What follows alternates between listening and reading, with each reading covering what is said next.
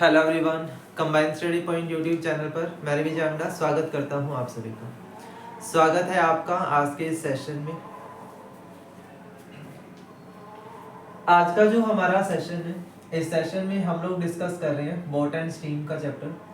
ठीक है, मैथमेटिक्स का एक इम्पॉर्टेंट टॉपिक है और बहुत ही ज़्यादा एग्जाम में आ रहा है, तो इसके ऊपर हम बात करने वाले हैं आज की क्लास में, बोट एंड स्ट्रीम के ऊपर। ठीक है, ये आपका एक रिकॉर्डेड सेशन है जिसमें मैं बोट एंड स्ट्रीम आपको करवा रहा हूँ। ठीक है, बहुत ही इम्पोर्टेंट है हमारे लिए। देखो, बोट का मतलब क्या होता है, एक नाव। ठीक है, और स्ट्रीम का मतलब क्या होता है, धारा। कि जैसे कोई भी बोट है, ठीक है, तो वो पानी पर ही चलेगी, है ना। तो एक तो स्पीड है जो बोट की होती है, ये जो बोट है उसकी अपनी कोई स्पीड होगी, और इसी तरह से ये जो पानी है, ये जो धारा है, ये जो स्ट्रीम है, इसकी भी खुद की अपनी क्या होगी, एक स्पीड होगी, है ना। होगी कि नहीं होगी। जो एक बोट है उसकी एक स्पीड होती है, फिर ऐसे ही जो हमारी स्ट्रीम है, स्ट्रीम की भी एक स्पीड होती है। क्लियर। तो जब भी आप इस चैप्टर में स्पीड की बात करेंगे कि बोट की जो स्पीड है, तो उसके लिए नोटेशन आपने याद करनी है कि स्पीड ऑफ बोट जो है वो v से डिनोट करेंगे, और स्पीड ऑफ जो करंट है हमारा, इसको हम u से डिनोट करेंगे। Small v and small u, ये आपने नोटेशन याद रखनी है अभी। ठीक है, कि जो बोट की स्पीड है वो आपकी v होती है, और जो करंट की स्पीड है वो u होती है। ये चीज याद रखिएगा। ठीक है, बोट की स्पीड को आपने v से डिनोट करना है, और जो हमारा करंट है, करंट या धारा है, उसकी स्पीड को u से डिनोट करना है। ये चीज आप याद रखेंगे। ठीक है, अब जब हम स्पीड मेजर करते हैं, ठीक है, तो वो ना दो तरह से मेजर करते हैं करंट की। जो ये धारा है, इस धारा की स्पीड को मेजर करने के लिए दो मेथड होते हैं। ठीक है, या तो आप इसको डाउन स्ट्रीम में जाकर मेजर करते हो, डाउन स्ट्रीम, या फिर अपर स्ट्रीम में जाकर के मेजर करते हैं। ठीक है, या तो आप डाउन स्ट्रीम में करते हो मेजर, या फिर अपर स्ट्रीम में करते हो। ठीक है, अगर हम स्पीड को डाउन स्ट्रीम में मेजर कर रहे हैं, तो आपने फॉर्मूला याद रखना है, स्पीड हमारी क्या हो जाएगी, v प्लस यू हो जाएगी। ठीक है, अगर मैं डाउन स्ट्रीम में स्पीड मेजर करता हूं, तो आपकी स्पीड क्या होगी, v प्लस यू होगी। और वहीं अगर मैं अपर स्ट्रीम में जाके मेजर करता हूं, तो फिर मेरी स्पीड v माइनस यू हो जाएगी। ठीक है, इतनी बात समझ आई। सिर्फ जो नोटेशन है वो आपको क्लियर हुई कि नहीं, यहाँ तक नोटेशन समझ आई। कि जो बोट एंड स्ट्रीम का चैप्टर है, इसमें मैंने अभी तक ये बताया कि जो बोट है उसकी एक स्पीड होती है, और ऐसे ही जो उसका पानी है, जो धारा है, उसकी भी एक स्पीड होती है। स्पीड ऑफ बोट को v से डिनोट करेंगे, और जो करंट है उसकी स्पीड को u से डिनोट करेंगे। और जो हमारा स्पीड ऑफ करंट होता है वो या तो डाउन स्ट्रीम में होता है या अपर स्ट्रीम में होता है। डाउन स्ट्रीम में मेजर करते हैं तो v प्लस यू है, और अगर अपर स्ट्रीम में मेजर करते हैं तो फॉर्मूला v माइनस यू है। ठीक है, चलिएगा आगे बढ़ते हैं, थोड़ा सा और कॉन्सेप्ट समझाता हूं आपको। चलिएगा नेक्स्ट हमारे पास ये आता है कि जैसे आपके पास ये कोई ए पॉइंट है और ये कोई बी पॉइंट है। ठीक है, और यहाँ एक डिस्टेंस कवर हो रही है। ठीक है, अब एक बोट है, ठीक है, और बोट जो है वो अपनी एक स्पीड से चलती है, और इस पॉइंट से लेकर इस पॉइंट तक की दूरी तय करती है। ठीक है, और एक बार इस पॉइंट से, बी पॉइंट से ए पॉइंट पर आकर के वापस आती है। ठीक है, रिटर्न करती है। तो इस केस में हमें थोड़ा सा ध्यान में रखना है, एक रिलेशन होता है यहाँ पे,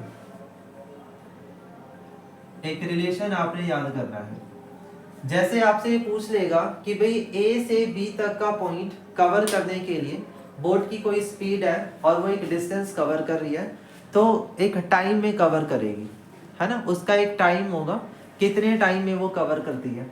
फिर ऐसे ही बी पॉइंट से ए पॉइंट पर वापस आ रहे हैं, तो वहां पर भी एक स्पीड होगी, है ना, स्पीड से वो मेजर करेगी, एक स्पीड से वो वापस रिटर्न करेगी, है ना।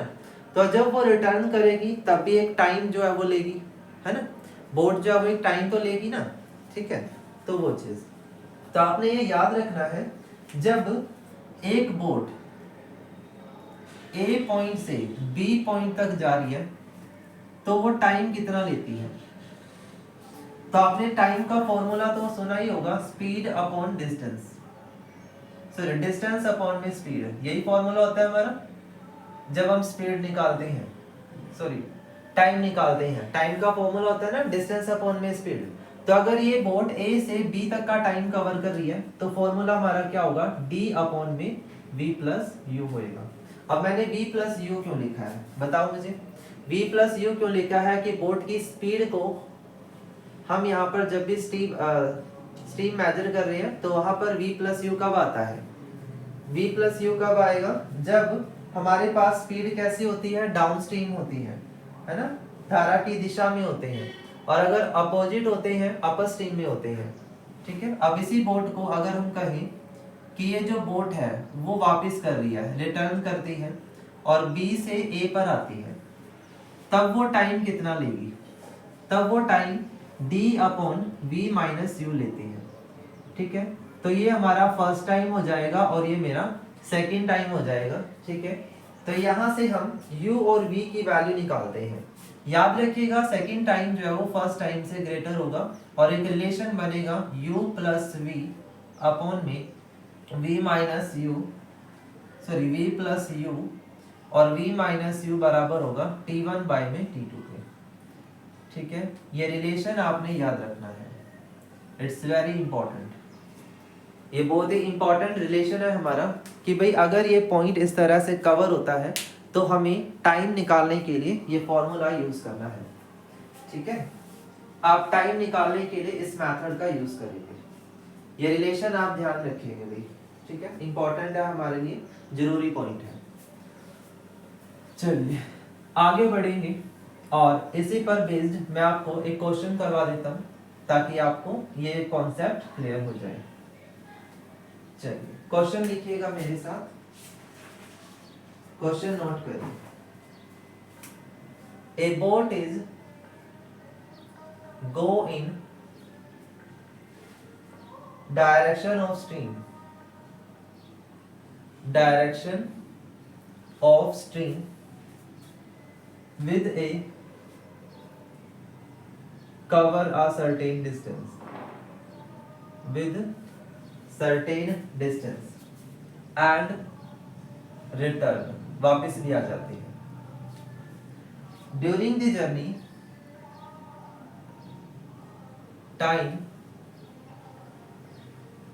cover in same direction, cover in same direction and time taken in opposite direction,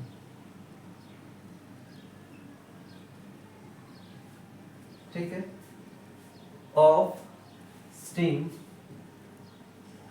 is 2/5 time, कितना है वो 2/5 भाग है। तो what is the ratio of V and U, ठीक है।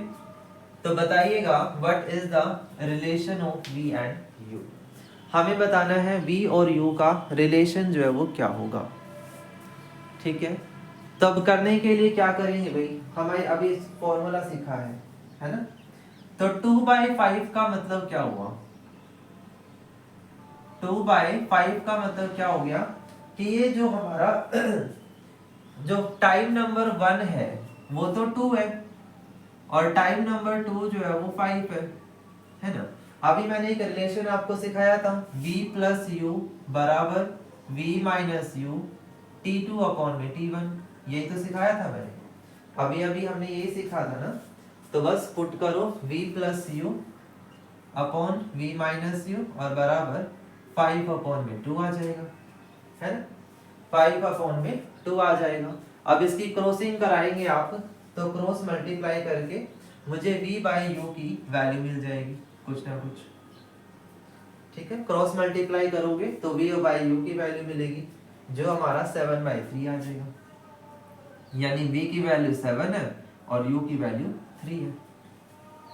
v की वैल्यू 7 है और u की वैल्यू क्या है 3 है। ठीक है, समझ आया, कॉन्सेप्ट क्लियर हुआ। चलिए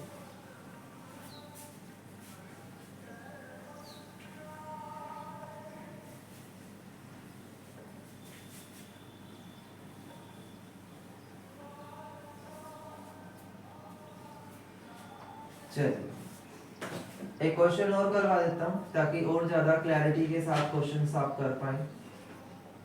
ठीक है, क्योंकि हमारे सिलेबस में ज्यादा डीप में नहीं है तो हम उतना ही करेंगे जितने की नीड है। Boat cover 40 kilometre distance in 8 hours in downstream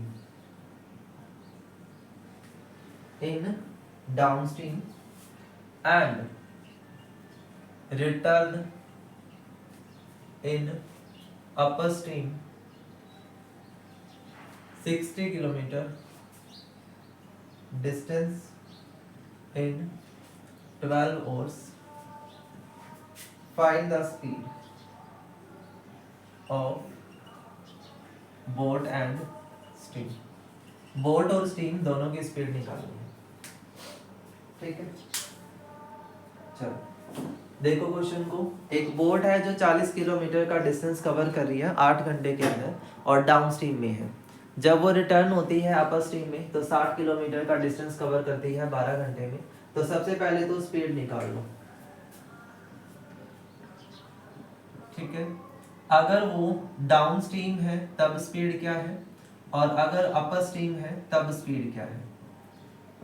ठीक है, डाउन स्ट्रीम में यानी v प्लस यू की वैल्यू निकाल लो और अपर स्ट्रीम में v माइनस यू की वैल्यू निकाल लो। ठीक है, डाउन स्ट्रीम में v प्लस यू निकाल लो और अपर स्ट्रीम में v माइनस यू निकाल लो तो हमारा काम हो जाएगा। डाउन स्ट्रीम में अगर हम निकालेंगे तो फॉर्मूला क्या रहेगा, फॉर्मूला तो वही रहेगा ना 40 अपॉन में 80 यानी डिस्टेंस और अपॉन में टाइम। यहाँ पे अपर स्ट्रीम में डिस्टेंस 60 है अपॉन में 12 है तो यहाँ से आंसर आया 8 5 जब 40 और यहाँ से आया 5। ठीक है, क्लियर हो गया।